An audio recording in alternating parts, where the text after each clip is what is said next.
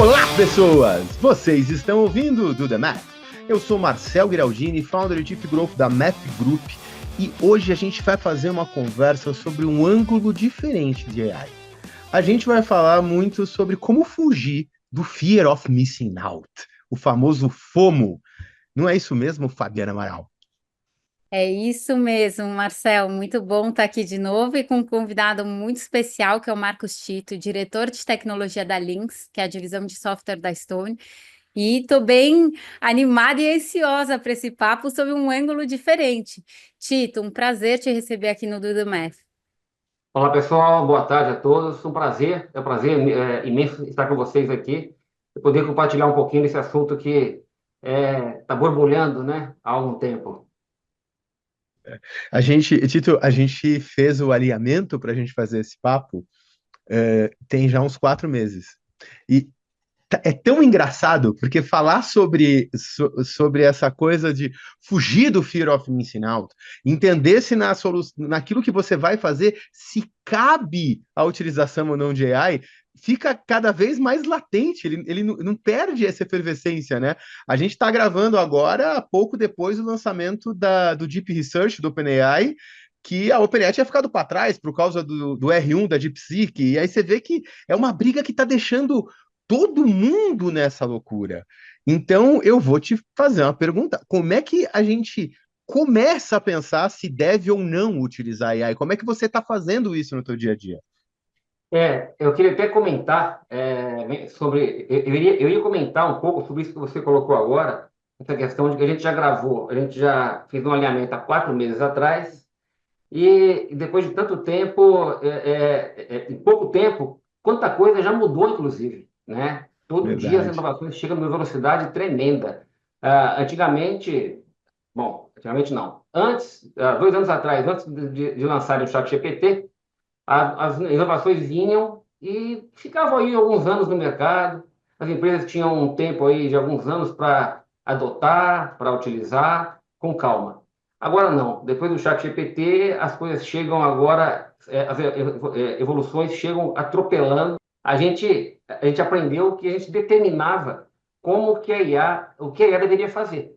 Ó, IA, você vai analisar os dados dessa forma e me dar tal resultado. Isso é o que foi a revolução. E há poucos meses atrás, isso deu mais um salto. Agora, eu não falo mais para ela o que ela tem que fazer. Eu falo o meu objetivo para ela. Agora, a gente criaram os agentes de IA que chegaram aí, né? E a gente fala, olha, esse é meu objetivo. Aqui estão meus dados, aqui estão as ferramentas que você pode utilizar e ela decide como fazer. Então, é uma coisa assim absurda a velocidade de evolução e cada vez mais confundindo as empresas sobre como que eu vou entrar nisso, como que eu vou explorar essa onda. Então, é uma dúvida difícil de ser respondida. Eu gosto de ir pela simplicidade, sabe? Eu sempre que eu converso com empresas sobre como que eu começo a usar, como que eu ponho o pezinho, eu falo assim, vamos começar pelo simples, vamos começar com processos mais simples, e é simples mesmo. Por exemplo, o que você acha da gente usar IA para melhorar a sua leitura, interpretação e escrita de propostas, de e-mails, de contratos, sabe? Ali, aquele trabalho braçal ali, mais de leitura massiva de documentos, aí ela pode ajudar ali. Então, antes de falar, porque a gente vê na internet, todo mundo fala da IA em processos miraculosos, né? Hiperpersonalização,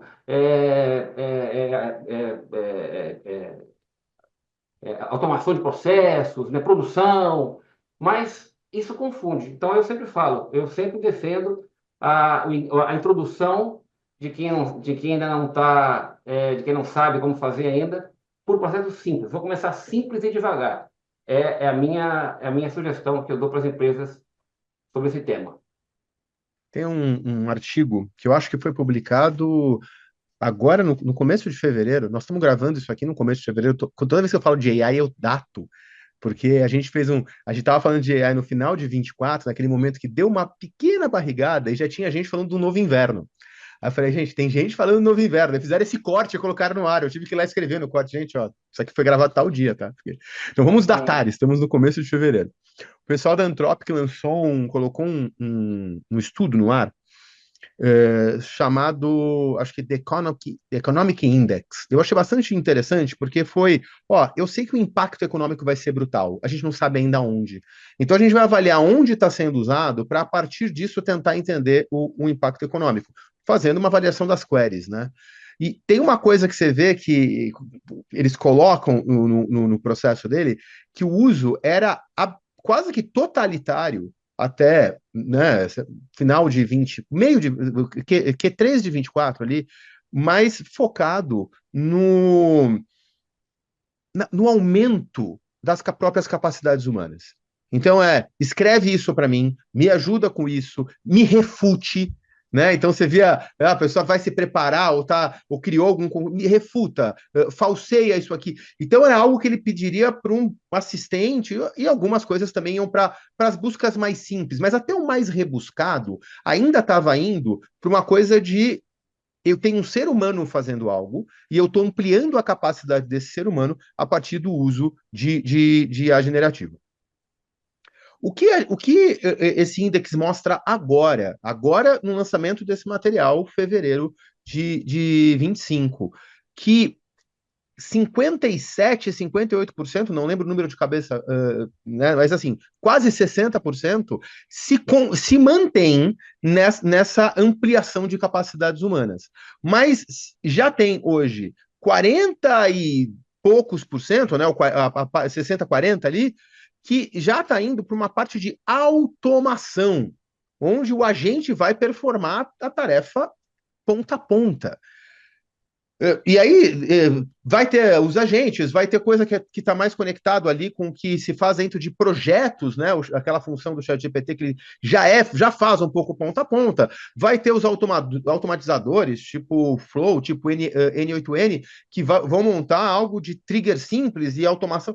Mas, assim, você vê que o que você está falando agora é quase que como começou socialmente acontecendo, né? Eu começo conversando com umas perguntas simples, eu vou amplificando as capacidades do ser humano para, em determinado momento, entregar para ele, faça isso aqui sozinho a partir desse meu objetivo, que tu vou fazer outra coisa. Então, essa tua visão de processo de adoção, ela acabou encontrando respaldo numa pesquisa de como o macro está utilizando, porque quando a Anthropic vai fazer um estudo, ela está olhando o macro, um recorte de muitas pessoas utilizando. E eu acho que não dá para ser diferente, porque tem uma questão também de confiança. Tu confia nela o suficiente para fazer isso, e tu confia cegamente, porque se confia tá errado, tá? Deixa eu falar, se confiar cegamente ainda tá errado. Então, acho que tem todo um processo de amadurecimento de uso, como tem de qualquer tecnologia. E não sei se você chegou a ver essa pesquisa, mas tu encontra bastante respaldo com o que tu disse nela. Sim, não, perfeito. Eu vi rapidamente, concordo plenamente com você. E eu, veja bem, na verdade, os agentes, eles inclusive a gente não vai confiar na IA nem nesse momento. Os IAs vão se validar a si próprios. Então, os agentes vão se validar a si próprios. Então, uma das etapas dos agentes, né, vão ser guarda-reios, onde eles vão se validar para ver se no fim das contas aquela resposta faz sentido. Porque eu acho que estamos muito longe ainda da IA generativa conseguir dar respostas assertivas, né? A gente tem aí um esforço grande da indústria para tentar aquela questão das alucinações, que na verdade são bugs, né? Como todo software, tem bug, então sempre vai ter bug, sempre vai ter alguma coisa e sempre vai ter que ter uma validação. E o agente de IA, claramente, ele vai passar a se autovalidar. E com relação a essa questão da adoção simples, nos passinhos, ela é muito importante porque é muito complexo a gente.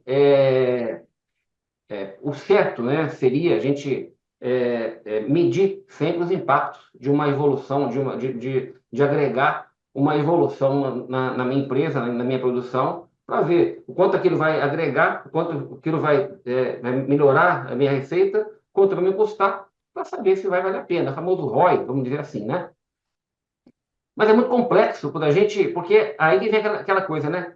Os dados são importantes não apenas para IA, mas para medir também. Então, você calculou um ROI, você tem que ter dados na ponta dos dedos ali para fazer bons cálculos, né?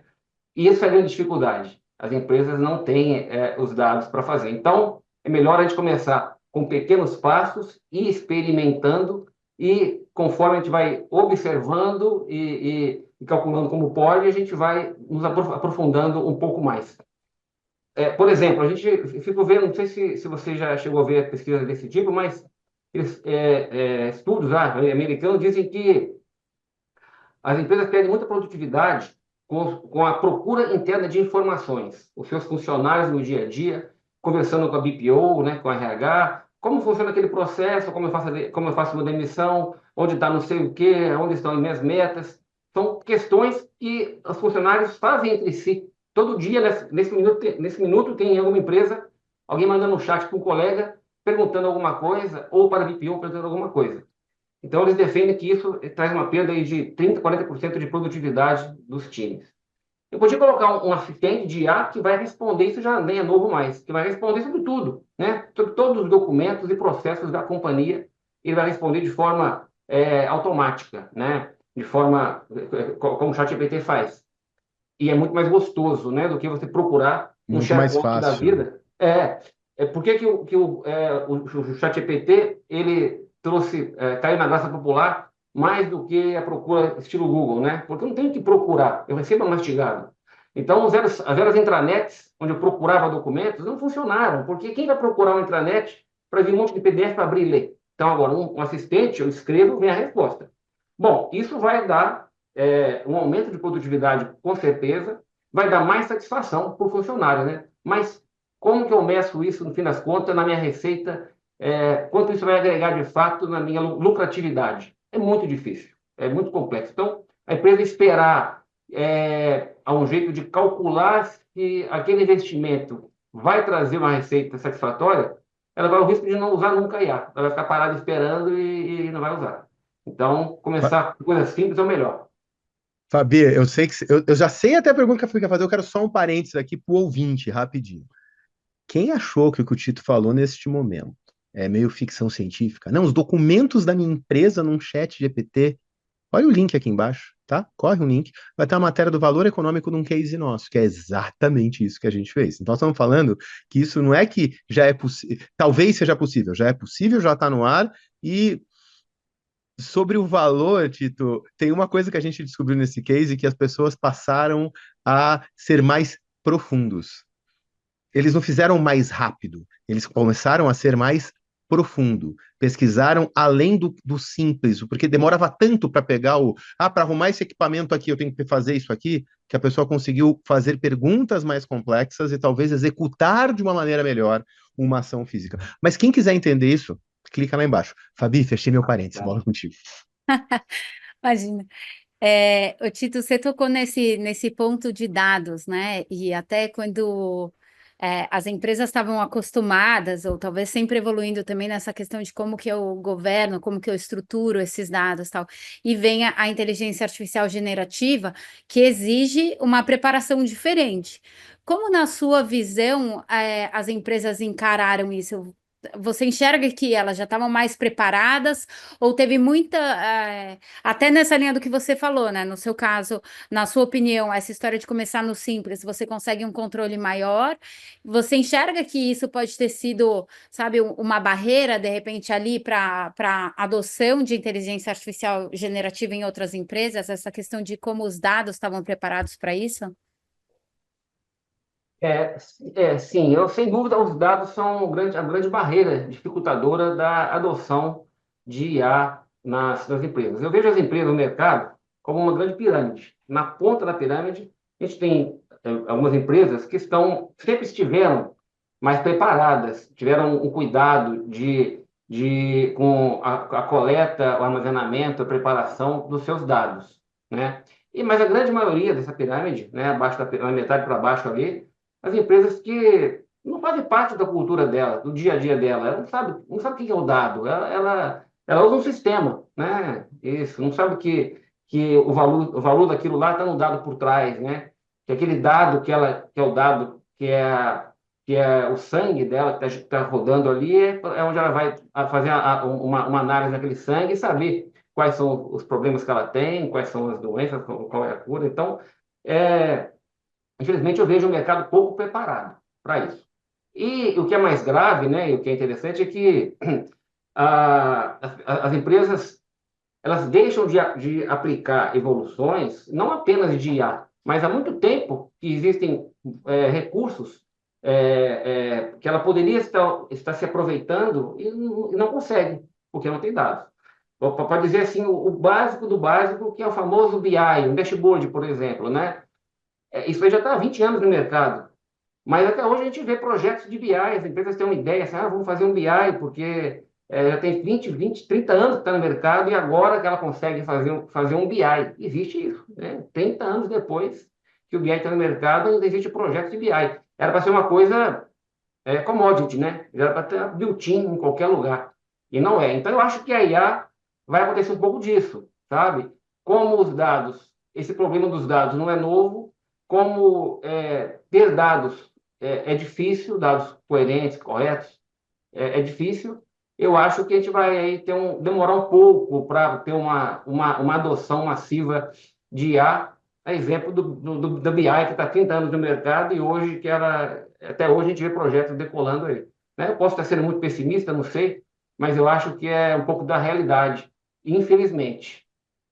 Eu não acho que está sendo pessimista, não. Eu acho que eu vejo empresas muito grandes que a gente vai conversar e eu ouço a frase, a gente não tem dados. Assim, cara, tu tem muito.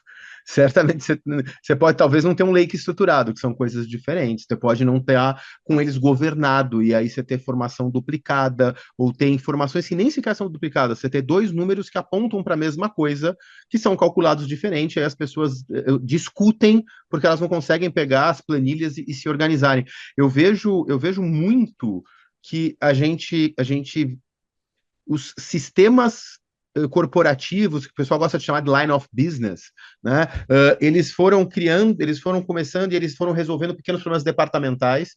E a gente, quando passou por um processo de integração, estou entregando idade aqui grande, né? Porque eu estou falando a gente É, passou, então é assim, e eu, então? onda do final da década de 90, vocês novinhos que estão me ouvindo, é isso mesmo, tá? Então, assim, a gente passou por aquela onda de começa a integrar isso nas coisas dos RPs e tudo mais, mas a gente sempre se preocupou com o processo. A integração do dado, a integração de ter. Veio até ondas tipo MDM e tudo mais que vinham para resolver esse tipo de coisa, mas elas não vieram com grande adoção, porque você não tinha uma outra onda de inovação que fosse puxar isso. Então, na hora que a gente olha para AI e ela ganha, porque vamos combinar aqui entre a gente que AI não é AI generativa, né, gente?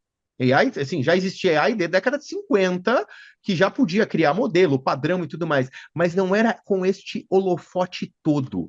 Na hora que isso aparece, todo mundo quer correr, tem um débito técnico que tem que ser pago para você realmente tirar valor, e aí eu vejo um problema da galera conseguir capturar, que é o seguinte: enquanto o débito técnico não for pago, você não vai ter aquele projeto, aquele processo, projeto, atendimento, não for, super empoderado, que você vai mostrar um baita ROI, porque você não consegue. Você não consegue. Então, aquilo que quem é de tecnologia ouvia no começo da internet, meu sobrinho fez tão rápido, teu sobrinho não tem dado legado. Teu sobrinho não tem regra de negócio. Então, a gente vai talvez voltar a ouvir isso, mas desta vez o débito é muito claro. Acho que todo mundo sabe, as pessoas sabem que o débito é dela. Então, eu vejo muita empresa se movimentando, mas, daí você que anda mais, não precisa me dar a tua realidade, mas eu queria que você me trouxesse as rodas de CIO, diretores que vocês andam, para conseguir perceber, o pessoal hoje está engajado na resolução desse débito técnico? Você entende que isso é pauta ou isso ainda é tabu, porque é um projeto de pura infraestrutura? Eu acho que eu não consegui concluir ainda se é tabu ou se já está engajada. Eu vejo que estão no momento de decisão. Eu vejo alguns defendendo pagar essa dívida, esse débito técnico, e vejo também os reticentes que ainda há um tabu, isso aí, muita infraestrutura. Então, ainda não percebi o movimento ganhador ainda. Mas a boa notícia, já se fala pelo menos nisso, porque até Tá. ontem ninguém nem falava. era tabu total e eu não vou colocar a mão nisso. Porque é o famoso iceberg, né? A gente só vê o que está por cima, aquele pedacinho ali, embaixo aquela dívida técnica. Eu sempre represento dívida técnica em tudo e em software como um iceberg, né? As entregas. Entrega ali em cima aquela a pontinha do iceberg, que é o que você vê, mas embaixo ali está uma dívida técnica gigantesca. Então, até pouco tempo era tabu total, graças a Deus, agora pelo menos se falam nisso. E com relação ao IA, né, você comentou, a IA já tem 50 anos, isso que você comentou é importantíssimo, né? As pessoas falam assim, às vezes a gente fica até meio sem entender, comentam assim, nessas rodas, assim, nossa, agora a gente vai poder ter a hiperpersonalização do cliente, para o cliente, né? Do atendimento ao cliente. Eu falo, mas por que a gente não tem ainda? Não, porque agora tem a IA. Não, não. Mas veja bem, a IA não vai adivinhar, a IA vai ter que consultar o histórico da sua empresa, do que o cliente fez. Você tem o histórico da jornada do cliente na sua empresa? O que ele comprou, o que ele devolveu, os problemas que ele teve nos últimos anos? Se você teve, já podia estar tendo essa personalização há muito tempo. Agora a gente vai ter um pouco mais de poder, talvez, se bem aplicado, mas aí ela não vai trazer nada de novo. Aí a pessoa fica olhando com aquela cara assim de que o Tito está falando besteira, o Tito não está por fora, não sabe do que fala. Mas é isso, então esse é um tema importante também. E eu acho que as pessoas estão ficando um pouco perdidas, né? Porque é muita informação, é muita gente falando que a IA vai fazer tudo, mas ninguém fala a verdade. A IA não vai fazer nada se o cara não tiver, que ele já não poder ter feito, na verdade, sabe? Então, eu acho que isso é bastante grave, esse ponto aí. Você falou tudo. Tem muitas coisas que o machine learning já poderia fazer. Bom, eu concordo. Machine learning é caro, né? Exige engenheiros, exige infra, ele é mais rigoroso com os dados, mas a IA generativa, talvez mesclada com machine learning, vai ajudar, porque ela tem um pouco mais de facilidade, mas esse tabu persiste ainda. E eu acho que esse é o grande divisor de águas, é a gente conseguir vencer esse tabu, sabe?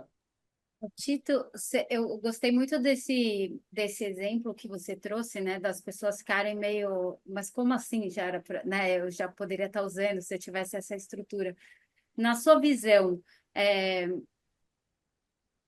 na minha percepção, a IA generativa, ela abriu a cabeça de algumas pessoas para ampliar quantidade, volume de dados e até tipos de dados que de repente não eram vistos ou não eram levados em consideração para algumas coisas, né? Então, nesse exemplo que você deu ali, poxa, se você já tinha a jornada do seu cliente, o histórico dele, há quanto tempo ele está com você, qual é a frequência de compra, que momentos que ele teve problema, tem uma série de dados que as empresas já têm, em teoria, né? E que talvez eles estavam ali, num grande servidor onde ninguém acessava e ficava ali, tá bom, fica aquele histórico e ninguém sabe o que fazer com isso. Na sua visão, teve essa abertura de mente para começar a olhar para dados que talvez estavam nesses sistemas legados e entender que hoje eles podem ser trabalhados e acionados usando as tecnologias disponíveis? Assim, eu acho que foi despertada uma atenção para isso. As pessoas estão percebendo, esse assunto veio à tona, melhor falar assim. Até ontem, dados não se comentava sobre a importância. Hoje já veio à tona esse assunto, essa importância. Mas eu vejo que as pessoas ainda não estão engajadas de que da real importância. Ainda existe uma esperança de que a IA vai resolver tudo. Não, eu espero deixa eu esperar um pouco mais, que eu acho que a IA vai resolver tudo. Eu não tenho que colocar a mão nesse balaio de siri que eles falam, né? Então, eu acho que despertou a atenção, começam a pensar nisso, mas ainda existe uma esperança de que um milagre vai acontecer e não seria necessário atualidades. Por exemplo, eu faço mentoria para algumas startups no mercado ligadas à IA. Um dia eu estava ajudando num projeto para criar um assistente para responder sobre dados de negócio de uma empresa. Ele queria perguntar, por exemplo, sobre as vendas, sobre dados financeiros, sobre dados comerciais, informações de negócio dele. Ele queria perguntar para o assistente tinha que responder para ele. Falei, perfeito, vamos lá. Cadê a base de dados do cliente? Vamos analisar o modelo dele, o modelo de dados, vamos ver que informações ele tem lá, para a gente ver o que a gente extrai. E aí o cliente não entendeu, mas como assim? Eu falei, aí ele trouxe a informação, a gente analisou, falou, olha, não dá para responder quase nada, porque ele tem um modelo de dados dele muito pobre. E o cliente meio que não entendeu bem, sabe? Aquela questão, por que eu. Como assim não dá para responder? Mas não é IA, né? Então a gente tem que explicar que, olha, é IA, mas ela trabalha com os seus dados.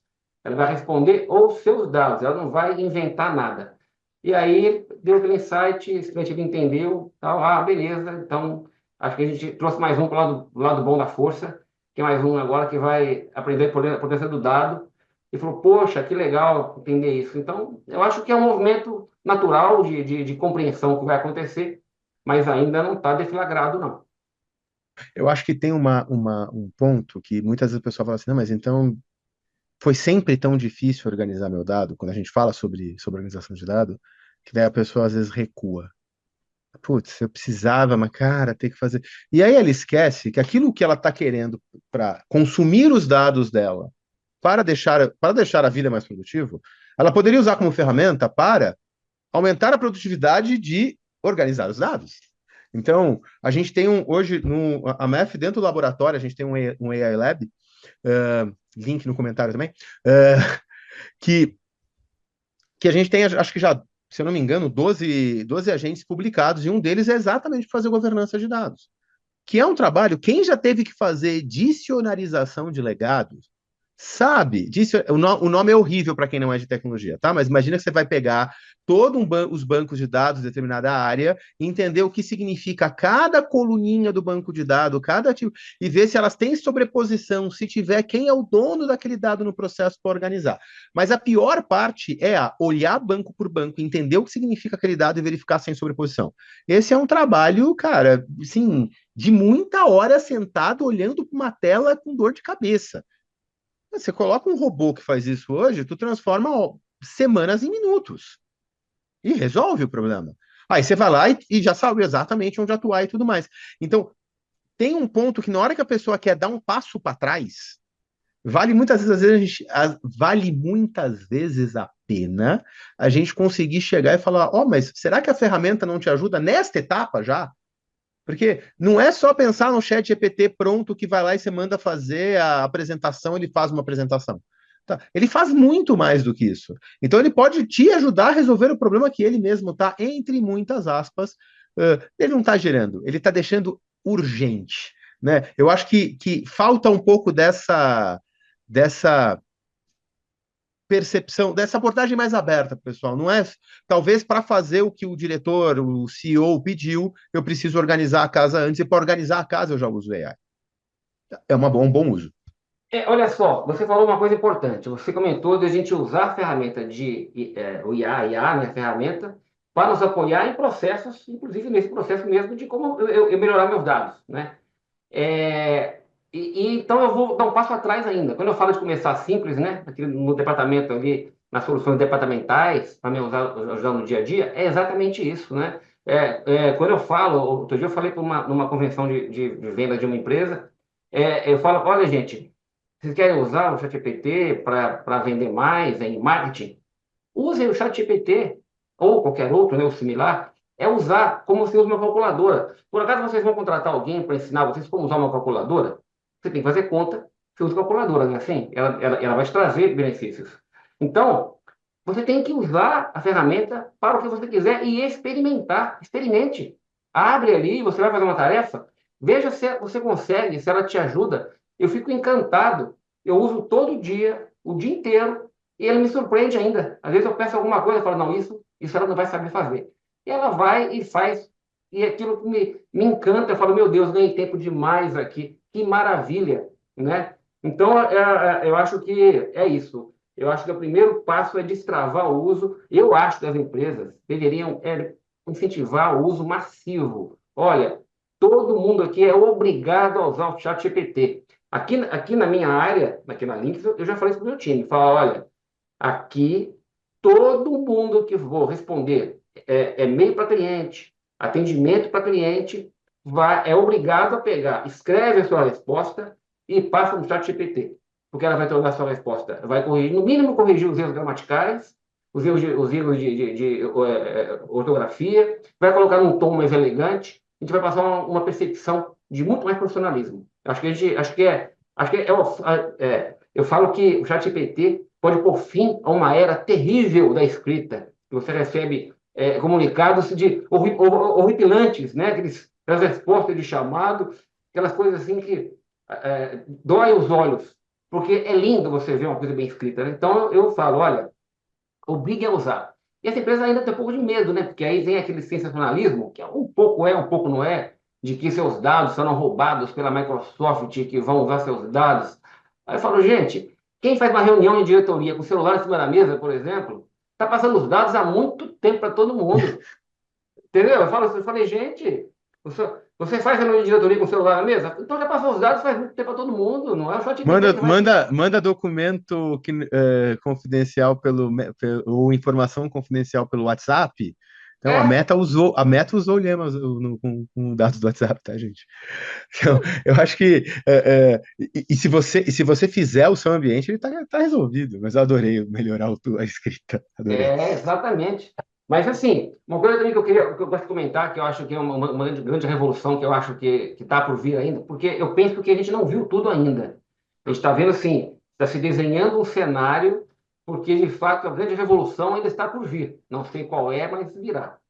Uma delas que eu acho que vai acontecer, na minha opinião, é essa questão dos agentes e tudo, com relação aos ERPs, né? O software de gestão que nós temos aí, em geral, como que o software se comunica com o cliente. Acho que essa comunicação vai mudar muito, né? A gente abre uma tela cheia de instrução, eu tenho que ler uma ajuda ali, tenho que clicar vários botões, tenho que fazer alguma coisa, né? Por melhor, mais bem escrito que esteja, por mais que tenha aplicado o X naquelas interfaces, eu acho que isso vai mudar radicalmente. Eu acho que a IA vai trazer uma mudança gigantesca no modo como a gente se comunica com o software, com o computador e com os ERPs, né? E com isso vai refletir também aonde? Em dados, porque a gente vai a construção dos ERPs, eles vão ficar mais inteligentes. Então, eu acredito que a gente vai ter uma melhoria também em como a informação é coletada e como ela é guardada, né? Vai ficar menos dependente hoje é, de um erro humano, por exemplo, ou de um desenho mal feito, alguma coisa assim. Então, eu não sei bem ainda como vai ser esse impacto, mas eu acho que a gente vai ter um impacto grande aí e a mudança de paradigma vai facilitar para a gente essa questão eliminar um pouco de silos de dados e tudo mais. Então, eu acho que o principal está por vir aí. A gente está para viver aí tempos maravilhosos pela frente aí.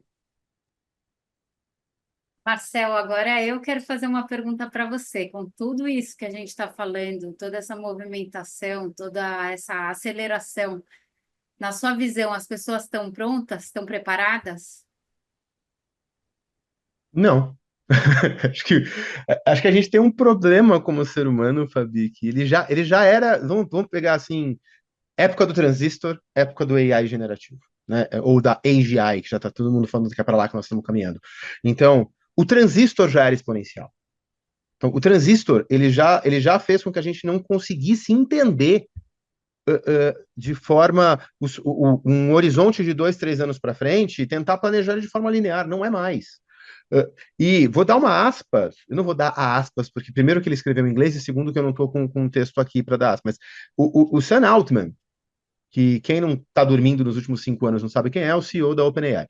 O Sam Altman escreveu esses dias, quando ele estava falando sobre os 3 grandes coisas que a gente tem que se preocupar para manter a AI ali, né? E aí um dos elementos era sobre o grande impacto econômico, que ia ser uma ferramenta, que ia destravar tudo. E quando ele está acabando o texto, ele escreve que em 2035, se eu não me engano, daqui 10 anos, era em 2035, qualquer pessoa vai conseguir reunir a capacidade intelectual equivalente a todos os seres humanos de 2025. Então, imagina assim, que daqui 10 anos, Loucura. uma pessoa com acesso à AGI da forma que ela for acontecer, ele vai reunir a capacidade, um ser humano vai conseguir reunir a capacidade intelectual de todos os seres humanos vivos hoje. E é isso que ele está falando. Nós não temos um paralelo na história para conseguir imaginar um logaritmo desse jeito. Até porque toda vez que a gente falou de grandes revoluções técnicas, elas foram muito mais nos costumes ou mecânicas, né? Então, é assim que fazia, ficou mais fácil agora, escrevia assim, ficou mais fácil agora. Eu, para conseguir informação, eu tinha que pegar um jornal e vir para casa, agora eu tenho isso aqui no site, agora do site vem curado só o que eu quero, agora eu tenho. Né? Então, agora não é só uma imprensa, agora está distribuído. Nunca foi cognitivo. Então, a gente está falando de uma aceleração logarítmica um tipo de capacidade que ela se mantém como é desde a gente decidir sair da caverna, desde a Revolução Agrícola. Então, eu não tenho nenhuma dúvida que a gente não está preparado. O meu ponto, Fabi, quando eu recebo esse tipo de pergunta, nós não sabemos o que vai acontecer, nós não conseguimos estar preparados. Agora, a gente está se preparando para reduzir o impacto? A gente está conseguindo tentar olhar impactos de segundo e terceiro nível para realmente medir um retorno.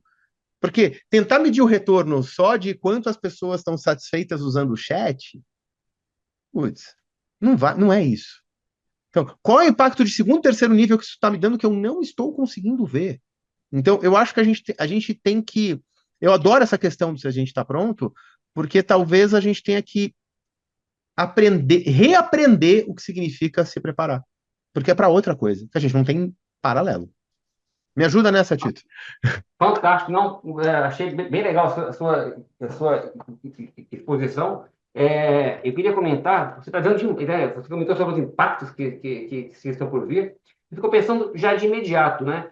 Eu acho que para daqui 1, 2 anos, a gente já tem disponível, mas a internet ainda não ajuda. Mas imagina o impacto que vai ser quando todo mundo puder falar pessoalmente no seu idioma e com o fone de ouvido aqui, tá? Eu falo no meu idioma, você escuta no seu, você fala no seu, eu escuto no meu. Isso já tem esse dispositivo, né? A gente sabe, já está aí no Samsung, já tem ligações telefônicas. Se você me ligar agora, me ligar o cara do Japão, eu ativo aqui no meu celular a tradução simultânea, ele vai falar em japonês, ele vai passar para mim aqui em português. Mas ainda falha, a internet não ajuda. Agora, você imagina o impacto comercial disso, sabe? Hoje em dia, a gente sabe que o idioma é uma barreira muito grande comercial. Imagina Sim. o grego fala com o brasileiro, com o japonês, com... Porque, claro, o inglês é a língua mãe, mas ainda é uma barreira. As pessoas têm que aprender. E o chinês? Os chineses também dizem que para fazer bons negócios com os chineses, você tem que falar chinês. Não adianta você falar inglês com o chinês. Dizem isso, né? Nunca negociei com o chinês, mas falam que é assim. Então, imagina o impacto, eu acho monstruoso. Eu acho uma coisa assim, monstro, o idioma deixar de ser uma barreira. E por bem e por mal, né? Por bem, porque é uma quebra de barreira gigante, e por mal também, porque, de novo, aquela linha, as pessoas vão perder o emprego, o que será dos professores de inglês, e tudo, essa conversa sempre vem, né, poxa, será que eu vou perder meu emprego? O que vocês acham aí, vocês do DMF aí, do DMF, pensam com relação a isso, essa questão de se a IA vai tirar o emprego ou não? Como é que você vê isso? Vai lá, Fabi. Começa. Tá. As coisas mudam, né? Não é que tira as coisas que eu enxergo muito as grandes revoluções nesse sentido. A gente começa a fazer as coisas de forma diferente. Então, eu acho que empregos que você pode melhorar o formato, que você pode ter mais eficiência, mais agilidade, mais assertividade, menos erro humano, eles vão sumir. para dar abertura para outros empregos, onde você vai ter tempo de você fazer validação, uma conferência, sabe? E não precisar fazer algumas coisas que realmente você consegue ganhos, não só de escala, mas também isso, redução de erro humano, por exemplo, quando você tem uma coisa que é bastante operacional. Então, eu enxergo muito dessa forma de, claro, algumas profissões talvez deixem de existir. Da mesma forma que nos últimos 15 anos também algumas deixaram e Sim, apareceram claro. outras, sabe? Então, eu olho muito por esse ângulo. E você, Marcel? Cara, eu adoro um livro do Eduardo Ibrahim, tu sabe, O Economia Exponencial. Adoro, adoro, porque é um livro que é bem focado em pesquisa, né? Ele não é um livro de opinião. E ele traz no Economia Exponencial que existe sim um desemprego de disrupção. Então, no momento da disrupção, pessoas vão ficar desempregadas, mas que sociedades com maior índice de automação têm um maior índice de ocupação. Então, assim, primeiro as pessoas ficam desempregadas. Depois a gente consegue criar outras funções diferentes, com mais facilidade de entrada, muitas vezes, para que você tenha seres humanos fazendo outras coisas. Eu acho que neste momento agora, a gente teve uma disrupção daquilo que parecia muito seguro, porque era um trabalho intelectual. Então, a pessoa que fazia trabalho intelectual, o cara que programava, a pessoa que fazia copywriter, o cara que fazia design, ele sempre teve seguro. Não, quem vai perder o emprego é o motorista do Uber. Eu não vou. E de repente, o motorista do Uber não vai perder o emprego tão rápido, que a tecnologia para isso acontecer vai demorar muito, e talvez o emprego dessas pessoas estejam ameaçadas primeiro, então dá mais medo. Mas não é a primeira vez na história que empregos de alta complexidade intelectual perderam. Na verdade, eu tenho uma palestra que eu faço uma linha do tempo de grandes revoluções. E eu começo com a prensa de Gutenberg. A prensa de Gutenberg destruiu o emprego que as pessoas queriam ser bispo para virar bispo copista. Porque o bispo copiista que ficava lá copiando a Bíblia, e quem acha que isso é mentira, assista o Nome da Rosa, ou leia o Nome da Rosa do Humberto Eco, ou assiste o filme, que daí você não vai perder 6 meses. Perder não, investir, porque o livro é maravilhoso. Maravilhoso. Maravilhoso. Mas assim, ali é aquele momento, os caras estavam lá, por quê? Porque era uma profissão nobre, você está copiando, olha que coisa nobre. Então tá, Gutenberg foi lá, inventou a Bíblia, e a primeira coisa que ele faz é copiar a Bíblia. Inventou a Bíblia, não, inventou a prensa. E a primeira coisa que ele faz é, colocar a Bíblia e começar a imprimir Bíblia. Cara, esse pessoal que tinha um emprego nobre, perdeu o emprego. Né? Eu não sei se teve passeata na Paulista, abaixo as prensas, não sei nada disso. Provavelmente não. Mas, assim, né, nós não temos num super problema hoje de desemprego, porque as pessoas não podem mais copiar, as pessoas que sabem escrever, né, não podem mais ganhar a vida copiando a Bíblia. Eu acho que tem é difícil a gente confiar no desconhecido, mas a história humana mostra ao longo do tempo que não foi para lá que ela seguiu. Esse assunto é fascinante, né? É perfeito, concordo com vocês. E só voltando um pouco naquele assunto, naquela questão de a gente estar ou não preparado, né? Você falou que você acha que nós não estamos preparados. Eu concordo com você e fico pensando assim, vou botar aqui um tema que talvez nem seja para discussão aqui, mas acho que cabe é um tema a ser discutido, é bem legal. Assim, é preocupante que a nossa educação ela continua a mesma e se não mudar de forma drástica, a gente não vai acompanhar. Então, agora a gente está vendo aqui a proibição do celular na escola. Claro, tem alguns motivos, tem algumas justificativas, mas é o contrário, tem que mudar a educação para incorporar o chat GPT durante a aula. Porque não adianta isso, e se a gente não preparar como você falou agora, hein, Marcelo, em 2035 a gente vai ter uma revolução inimaginável, né? E a educação, a mesma coisa. As pessoas, eu faço mentoria para jovens de baixa renda, eu vejo assim, coitado, às vezes não sabe nem que existe ChatGPT. É muito triste. Então, se a gente não mudar a nossa educação de forma drástica, a gente não vai aí conseguir explorar, né, escalar, ou então vai ser para poucos. A gente vai aumentar mais o nosso distanciamento, porque mais ainda, poucos vão ter privilégio de ter esse conhecimento e vão se destacar do restante. Então, é grave. Eu concordo contigo. A gente deveria ter nos celulares, ou algo que valha, um perfil escola. Tipo, não tem que colocar o perfil avião, Então vai estar no perfil Boa, escola. Tu só pode bem usar pensado, isto boa aqui. ideia. O WhatsApp não está liberado no perfil escola, o Facebook não está, o Instagram não está, o Google tem que estar, o GPT tem que estar. Agora a gente estava ontem mesmo, né, Fabi, discutindo um caderno que a gente vai fazer um teste, vai ver. O caderno da Tilibra que a pessoa escreve no caderno, bate uma foto, ele arruma, joga no AI Gen para que ele pode perguntar. Então a pessoa escreveu na mão. Então, assim, a parte que a gente sabe, neurociência, escrever à mão, ajuda a fazer fixação de conteúdo. Então, não digitou, escreveu à mão, mas depois foi lá e tira uma foto, o jeito que o caderno é colocado, como tem. Eu não entendi ainda como funciona, achei muito legal. Ele consegue entender o que você fez na mão e transformar e digitalizar entendendo o texto. E aí você Que pode bacana. perguntar: me ajude com esse elemento, me dê mais Nossa, que lindo. explicações. Então, assim, tu tá levando o professor para casa junto contigo. Então, não é possível que não exista um meio termo. Só que na hora que você quer cobrar das crianças, no lugar de ensinar o binômio de Newton, é que ela decore que A mais B quadrado é igual a duas vezes o quadrado do primeiro mais duas vezes o primeiro vezes o segundo mais o quadrado do segundo. Ela só sabe isso, ela não sabe para que serve, ela não sabe o conceito por trás disso. Aí a matemática fica chata, aí a história fica chata, aí a geografia fica chata. Então, eu concordo, a gente tem que organizar a educação para que a pessoa entenda o conceito, os motivos, os porquês, porque a gente saber decora não vai ser mais o que vai mudar o jogo, porque nós não vamos ganhar da máquina nisso. Tem que saber usar. E falando de softwares interessantes, até, talvez até tenha saído um pouco do nosso tema, me desculpem, mas a gente se empolga, né? Isso é maravilhoso. E o Marcel, eu vejo que você, como eu, é empolgado, gosta do assunto e de tecnologia. Você deve ter conhecido no notebook LM do Google, que você. Gente, eu fiquei fascinado. Na hora que eu joguei lá, você joga um PDF lá dentro. Ele cria um podcast. E você levanta a mãozinha assim.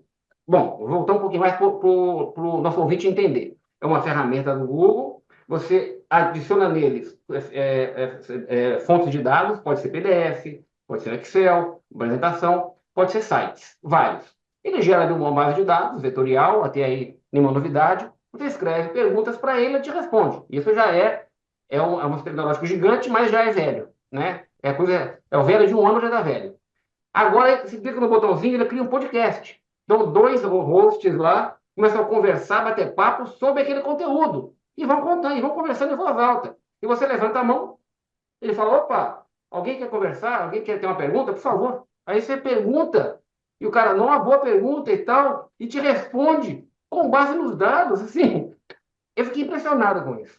Você imagina isso numa escola, sabe? Você poder usar esse tipo de coisa numa escola para ensinar um assunto de ciências para os alunos. Então, as oportunidades são milhões, tanto no mundo corporativo, como, enfim, né, no mundo corporativo, na educação, no dia a dia. A gente tem aí uma gama grande. E no final de tudo, sempre tem o quê? Os dados são a alma do negócio e sempre serão. Sem eles não tem IA. Essa é que é a coisa que a gente tem que defender essa bandeira muito, porque essa é a importância. Senão vai Combustível naufragar o da IA. navio. É o combustível da IA. É o combustível. Dados e energia elétrica. As duas coisas que a É, gente precisa para isso funcionar. é isso É, aí. pessoal, depois dessa última frase do Tito, e teremos também, porque aqui eu estou vendo que o papo continuaria solto, a gente precisa encerrar. Mas olha, foi a melhor frase, inclusive, para terminar, né? Drop Então, the mic no Tito, final do é, podcast. isso aí. Tito, eu quero muito te agradecer por ter participado do The Math aqui com a gente. Obrigada, obrigada por esse papo delicioso, essa conversa legal. Marcel, obrigada, como sempre. E, Tito, para as pessoas que quiserem te seguir nas redes sociais, como que elas te encontram? Tá, olha, eu também agradeço a gentileza, a oportunidade, adorei estar com vocês aqui, sabe? É uma oportunidade de poder aprender mais. Eu vi que vocês são antenados, o Marcel, então, é top. Então, a gente tem que conversar mais, Marcel, Obrigado. porque, poxa, é uma fonte inesgotável de conhecimento, muito legal. Muito obrigado mesmo. Pode me conectar no LinkedIn. Meu usuário é o MRC Tito. Então, pode se conectar lá. Eu aceito todas as conexões, converso com todo mundo, bato papo com todo mundo e gosto muito de falar desse assunto. O que eu puder colaborar, estou sempre disponível com todos. Muito obrigado, viu? Valeu a pena. Valeu A, demais. ge- a gente agradece, Tito. Muito, muito obrigado pelo teu tempo aqui no DMF. Fabi, mais uma vez, valeu. Mas assim, ó, você que tá ouvindo a gente, foge não. Foge não. Tô te vendo. Você tá ouvindo a gente e não se assinou aqui no Spotify, nem lá no YouTube. Como é que a gente pode ter mais ouvinte que inscritos? Então vai agora, antes de eu acabar, tira o celular do bolso e clique em inscrever. Só isso. Você consegue fazer, vai? Tô esperando. Valeu, gente. Até o próximo. E no LinkedIn também, tem que seguir lá também. Tem que seguir lá no LinkedIn também. Um abraço, pessoal. Muito obrigado. Tchau, tchau. Valeu, gente. Obrigado.